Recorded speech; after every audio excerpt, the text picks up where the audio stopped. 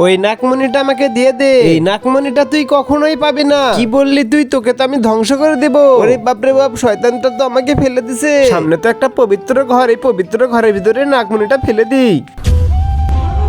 নাকমণিটা কোথায় রাখছিস বল? আমি তো নাকমণিটাই পবিত্র ঘরের ভিতরে ফেলে দিয়েছি। যে ঘরের ভিতরে শুধু মানুষেরাই প্রবেশ করতে পারে, কোনো শয়তান না। তাহলে তোকে আগে জবাই করে নি। ওই তো একটা মানুষ দেখতে পাচ্ছি, ওই মানুষটাকে বোকা বানিয়ে আমার নাকমণিটা নিতে হবে। বাঁচাও বাঁচাও, আমার ছেলেকে কেউ বাঁচাও। এর আগে তুমি হিন্দু হলে কমেন্ট করো, আর মুসলিম হলে লাইক করে দিয়ে সাবস্ক্রাইব করো। আজকে দেখা যাবে কার শক্তি সবচেয়ে বেশি। কি হয়েছে দাদা? একটা রাক্ষস আমার ছেলেকে জবাই করেছে। একে বাঁচানোর জন্য এখন আমার নাকমণির দরকার। এই নাকমণিটাই ঘরের ভিতরে আছে, তুমি একটু নিয়ে এসে দিবে বাবা? ওটা আমি নিয়ে এসে দিচ্ছি।